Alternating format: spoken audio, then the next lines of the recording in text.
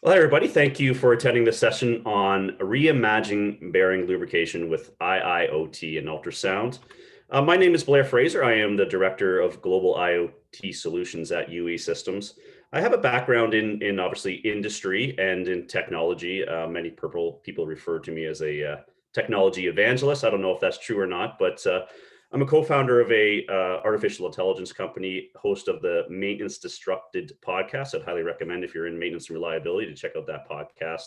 Adjunct professor at the University of Wisconsin and board member to advisor to a few other startups as well. My email is there at the bottom. Of course, I will be joining the Q&A sessions as well. You can reach me in the Bearing Expo playground, if you will, but you can always reach out to me by email as well. So obviously this conference is focused on bearings, and really what I'm seeing as a trend that's happening in IIoT and specifically to monitor the health of our bearings is that we're monitoring them.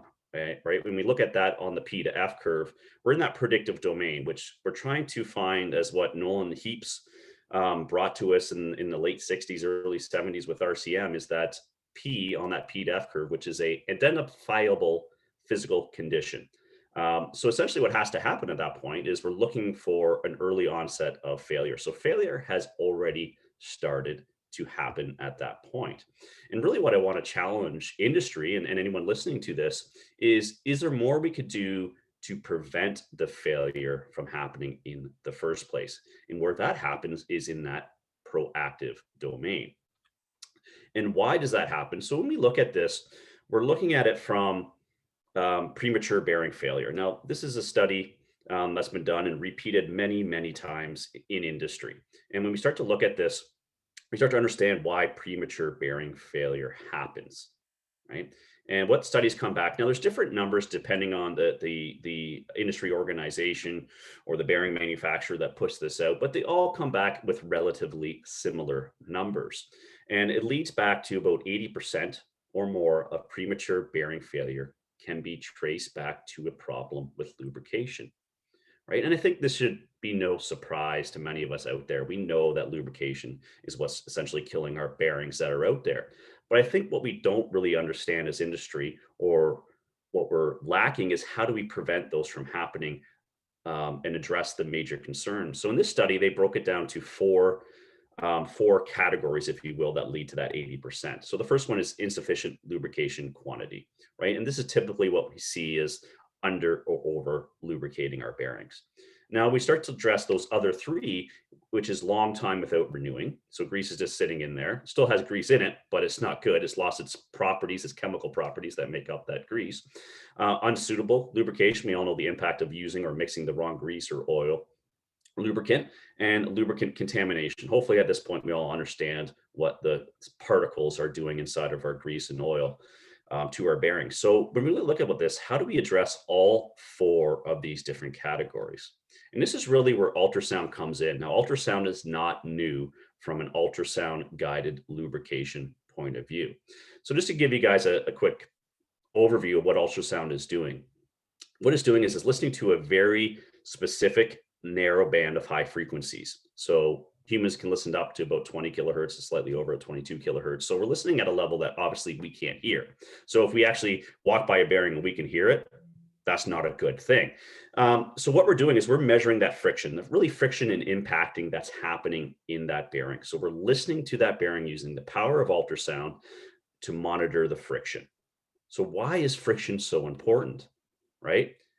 When we look at specifically an anti-friction bearing, so a rolling element bearing, the entire point of an anti-friction bearing is in its name, is to reduce or eliminate that friction, right? So as we over the last decade, specifically in maintenance and reliability, have trying to focus on condition-based maintenance, as it's called. What is the condition of a bearing? It's based on friction, right? And what can friction tell us? So first of all, it can tell us poor lubrication. What is poor lubrication? It's really two things. It's when does a bearing require lubrication, and precisely how much lubrication is required. just by measuring that friction. But if you start to think about it, and as you look at that image, as the elements, the rolling elements are going around that bearing, what's happening? It's creating friction. So it's interesting as we start to look at failure modes beyond lubrication. I don't care if it's a cage failure, an inner race, an outer race defect, any one of those failures is going to produce more friction, right? So it is truly monitoring that condition of that bearing. So in order to address the lubrication frequency, right? So we go back to that 80% of premature bearing failures is caused by poor lubrication practices. And the first one is how much and when to apply lubrication. Now, this is a calculation done by Noria. We partner with Noria, and I think this is a really good calculation. But where our industry is heading, and specifically with IoT, is can we make these calculations in real time? So you look at this calculation to determine the grease interval. So how often should we grease a bearing? And actually, how much grease should we put into that bearing? You can start to see the variables that are in this, and I'll put your attention to N. N equals speed. How many of us have a bearing that spins at different speeds? More and more, we're starting to see more VFD, variable frequency drives, come into our facilities and change the speed, right? So that speed has a huge impact to how much grease and when we should start to grease that bearing, right? And also, if you start to look at those correction factors, even just temperature, I'll pick the first one. So the temperature of the housing, 150. What if it was 151? Should we use a correction factor of 1 or 0.5?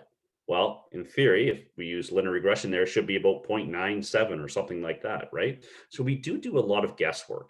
And really what happens with these calculations is we are siding on the over greasing side. So putting caution into that. Where in fact, over greasing is just as dangerous, and some would argue, and I would be one of those people that would say over greasing is even more dangerous. So what do we do with ultrasound specifically? Is we start to trend and monitor the friction caused, the decibel level caused by friction. Now, this is an ISO standard where it starts to dictate these rules. So what we do is we capture a baseline. What is that inherent friction in that bearing? Now, it does become a bit challenging because when we put these sensors on, we often don't get a new bearing that we know is healthy, that we know is well lubricated or properly lubricated. So setting that baseline does require some knowledge on how to set that. But what we do is we set a baseline, which is 8 decibels over that baseline. That indicates that thin film of grease in that bearing is starting to degrade, and we need to replenish that grease, right? So it's a absolute rule that we see 8 decibel increase over that baseline, we need to replenish it. Now, what I tell people here is it doesn't mean as soon as you cross that threshold at 8 decibels, you need to go out there right then and lubricate it. This is so sensitive that we're monitoring a very subtle change in friction. Very, very subtle. Doesn't mean that the temperature, if you're monitoring the temperature in that bearing is going to change. It doesn't mean that the vibration is going to change, right? It's just that very thin film of grease, about 1 or 2 mils on that rolling elements of that bearing. So it doesn't mean you have to go out and lubricate it right away, but that's a first sign that it needs more lubrication, right? And when we see a 16 decibel increase in that friction, indicates we've gone beyond that lubrication failure mode. And again, it doesn't mean you have to go out and replace that bearing right now, but start to watch it. And when we see a 32 decibel increase, it's getting close to that failure. Now, in between that 16 and 32 is where you start to see increase in temperature, increase in vibration, and things like that. So really, what does the power of IIoT start to do when we're measuring that friction? And this is really what's disrupting that industry. And when I challenge you to reimagine bearing lubrication, it is because we can go and move from route-based data collection, route-based friction monitoring, which we typically do every month, to real time. At any point in time, I'm holding up my cell phone here, I can see friction of bearings here in Canada, here in US, over in Europe in real time. And that's what the power is. And that's really why we developed this on-track smart loop, which is monitoring that bearing friction 24/7, looking for that first sign of saying, hey, I need lubrication. It is constantly asking that bearing, hey, do you need lubrication? Are you good? Do you need lubrication? And it's looking for that first sign. Really, where the disruption in that reimagining part comes in is with these single point lubrication devices. Now, from anywhere, anytime, I can dispense very precisely, very accurately the grease from these single point lubrication devices to restore that bearing. Literally by hitting a button on my cell phone, I can lubricate a bearing in Europe while I'm over here in Canada. It is really that simple. So how do we start to look at this? And when we say reimagine it, this is really what we're looking at. If you imagine looking at tens, hundreds, if not thousands of bearings, right? And often we think of IoT as these squiggly lines and things jumping out at us, but that's not the case. The way we like to do to bring simplicity to bearing friction monitoring, and one of the examples is with this gauge widget. We're all familiar with using a gas gauge in our car. It's no different, right? So you can imagine just looking at tens or hundreds of these. And what we want to see is that green, the arrow in that green zone. That's an indication that that bearing is healthy. We do nothing. Its friction is within reason. It's not exceeding its ideal friction range. Now, if that arrow, and I'll show you this live, what this data looks like. If that arrow was in the blue zone, it needs lubrication. I'm going to walk you through a scenario when we're looking at that. Now, if that arrow was in the yellow, it's beyond lubrication failure mode. What's interesting is you can actually lubricate it. If it was in the yellow, it will slightly move to the left. It will slightly go into the blue zone. But if it's a true failure mode outside of lubrication, it will quickly come back. And then if it's in the red, you need to do something. And chances are you'll pick it up with your other diagnostic tools, or at some point your human senses as well. So what I want to do is I want to walk you through a scenario here. Imagine that the arrow was right up the middle, which would give us about 40 decibels. And you walked out there with a grease gun, right? And you're looking at this on your cell phone. You're walking up with the grease gun. You're measuring that friction in real time. In fact, what we do in order to collect the data we need while we're lubricating, we change our on-track system instead of updating us every minute on the friction. No matter where we are, we're updating every second. So it's literally, I'm seeing this friction from a system over in Europe right now in real time every second. So imagine you walk up, you have this gauge on your cell phone, you walk up with the grease gun, you start squeezing grease into it. What's going to happen momentarily, that friction is going to increase, which is counterintuitive. But what's happening is that grease is hitting the top of the bearing and it needs to get pushed around essentially. So we'll see a momentary boing, spike in it, not much, but we'll see it. But that's actually a good indication that we know grease is hitting that bearing. It's not plugged, which comes important when we start to look at using single point lubricators. So what happens is as you start to add more grease, it starts to fall. Isn't that a magical thing? Because you're reducing the friction. And what you want to do, in this case, our baseline is 26, is you want to keep lubricating until it hits 26. At that point, you have restored that bearing friction back to baseline. You stop lubricating at that point. And chances are you've used about 30% less grease than you normally would do on route or time-based lubrication, but you have confidence in knowing that you have restored that bearing friction and that it actually is going to stay at that level for a long, long time, right? Now, I'll walk you through this another scenario, which does happen. So imagine you hit 26, but for some reason, you want to test the system. You want to test what happens when I keep lubricating. If you were to keep squeezing grease, you actually start to fill the cavity of that bearing, and those rolling elements start to have friction because they have to push through all this grease. So what will happen is if you keep on squeezing grease in, it's going to start going back up. And what's going to happen is you're going to go back up in friction about 5 to 10 times the rate of which you fall. So you'll quickly go out of the green, out of the blue, and into the yellow, which is true. You are going to start to cause issue, which is beyond lubrication because of all that friction that's happening in that bearing. And that is the power of IoT. Now, this is an example of one of our customers that's using this system. As you can see, he's sitting there with his left hand squeezing a grease gun, watching that real-time friction change. We didn't know it at the time when we released the first product here, but really what we found was how do we automate this person's left hand? At the end of the day, this person, while he's still monitoring friction remotely, when it came time to lubricate, he still had to go out in the field. Anytime you send anyone out to an asset, there's a risk of damage, there's a risk of safety implications. In this case, you can actually see a guard had to be removed to lubricate because obviously you want to lubricate while the bearing is spinning. That is best practice. So that's really what got us into the next phase of reimagining bearing lubrication. Now, just to give you an example, this is what this sensor looked like on that application. Here it is installed on a pillow block bearing on a cooling tower fan. That blue line coming out is that lubrication line. So I can literally look at that friction on this exact cooling tower with my cell phone.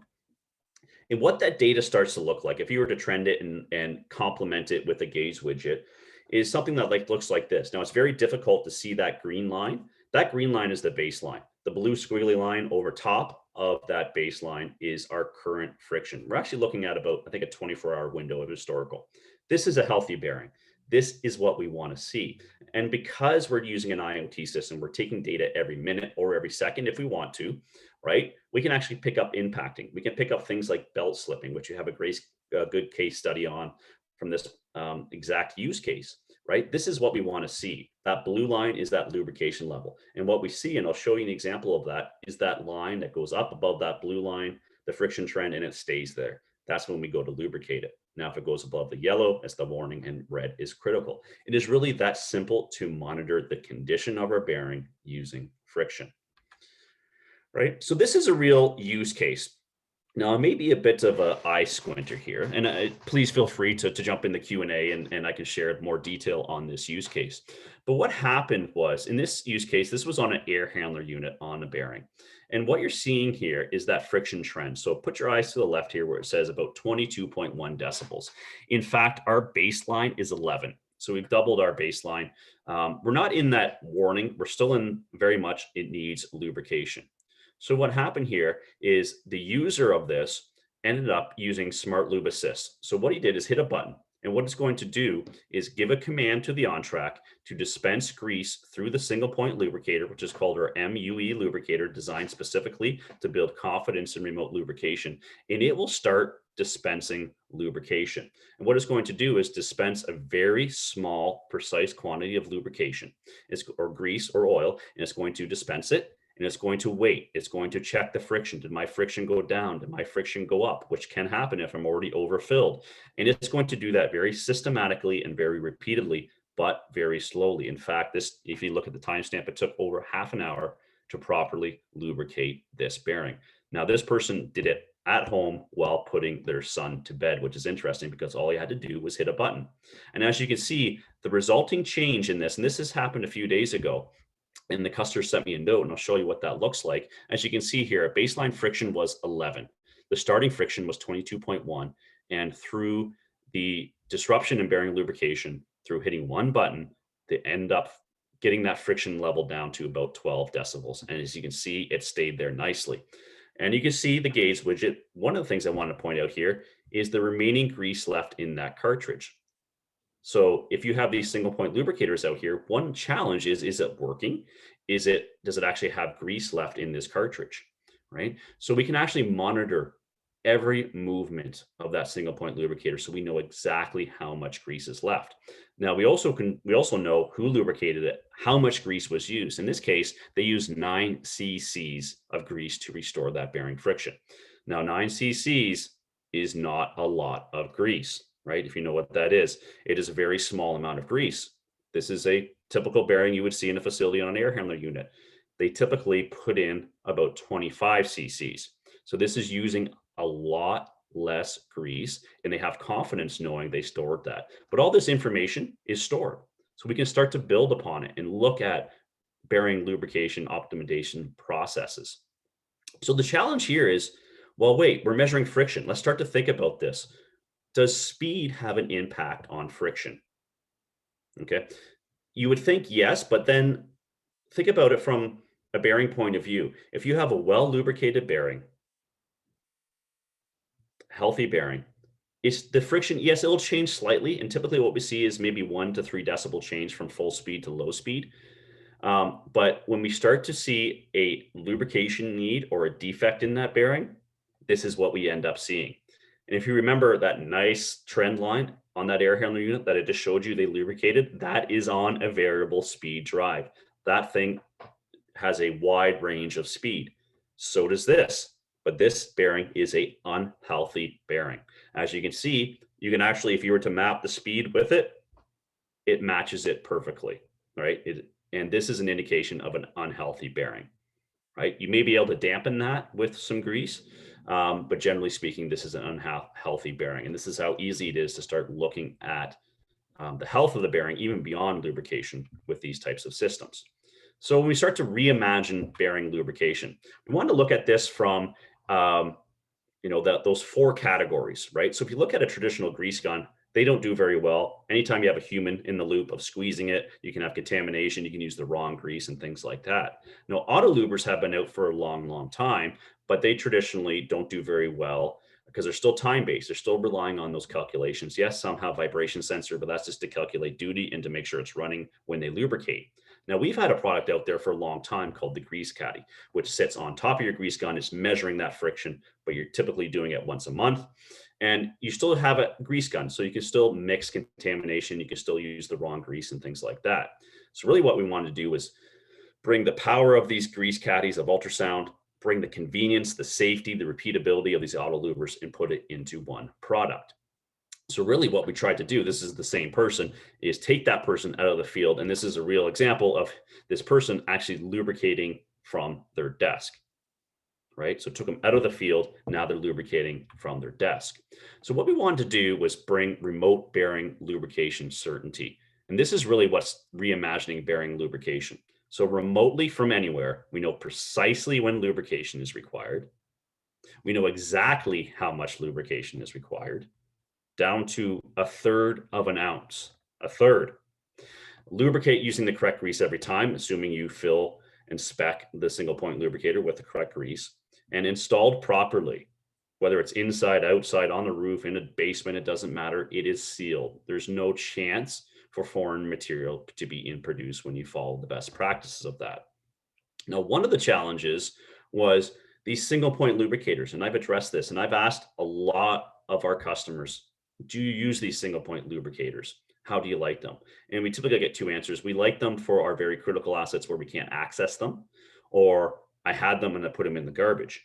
And a lot of those people that put them in the garbage, it was because they failed on them, or they had to end up doing a scheduled preventative maintenance on a device that's designed to eliminate scheduled maintenance.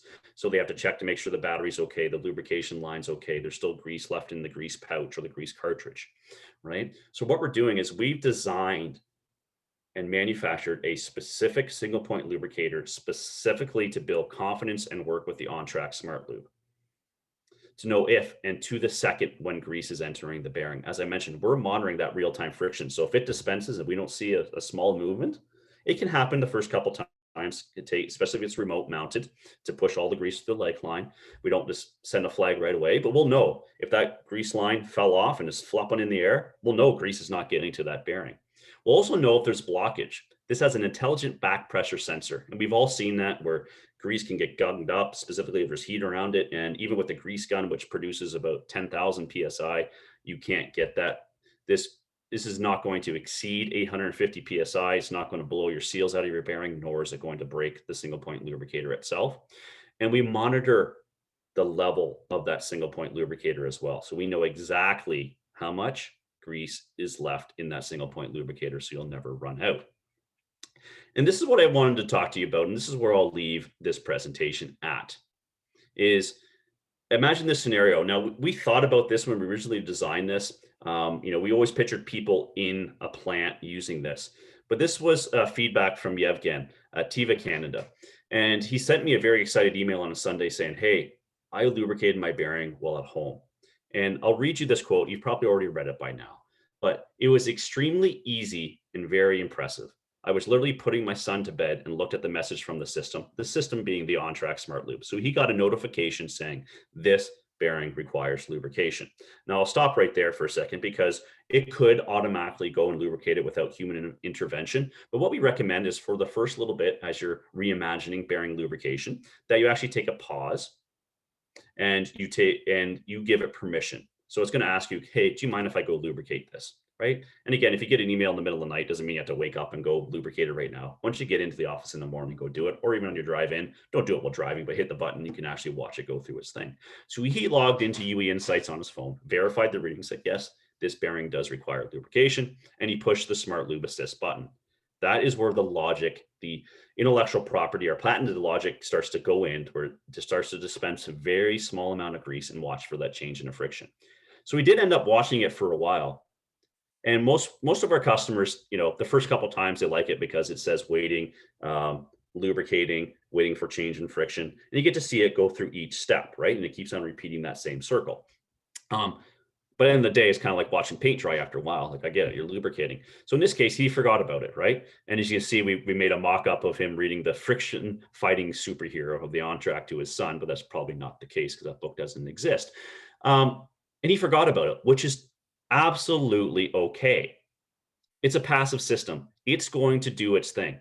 But what it's going to do is make sure it never exceeds the max bearing capacity. So in no way, shape, or form when it's doing it, will it, regardless of friction, will it ever fill up the entire bearing. It's going to stop saying, hey, I'm trying to lubricate here. I'm trying to restore that friction, but I've put in the max amount I can do before I start blowing my seals on this.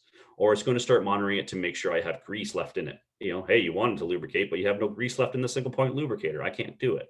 Or what's another scenario? Another scenario is you start to lubricate, even though it didn't get to the baseline, that friction goes up, which is an indication there's an anomaly in that bearing. So it's not going to sit there, and if you have a 250 or 500 cc cartridge, it's not going to sit there and dispense grease until that friction is done and puts a big bucket of grease into one small little bearing, right?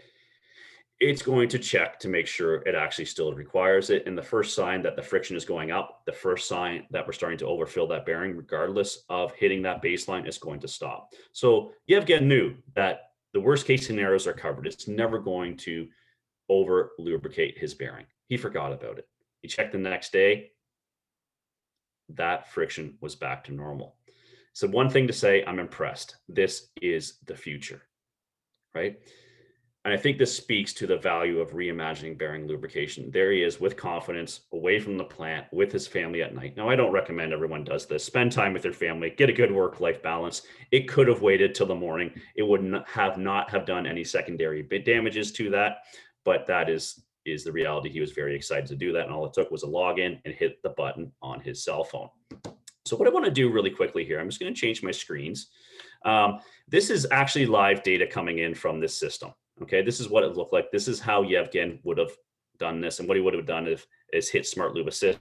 I'm not going to do this because it will actually go out and lubricate a bearing, but this is actually that live trend that you can see. This is back on the 27th, and you can see this trend. As soon as he lubricated, went down and started. Again, here's a nice healthy trend on the drive end of that bearing, and this is the non-drive end of that bearing. But what I can actually do is show you what this data looks like live. So what I'll do is I'll go in here, instead of looking at last 24 hours, is I'll look at this from the last 10 minutes, right? This is real time. So I can see right here, my average value is 14. So I'm 3 decibels above my baseline, which is good. This is the last 10 minutes of this trend data.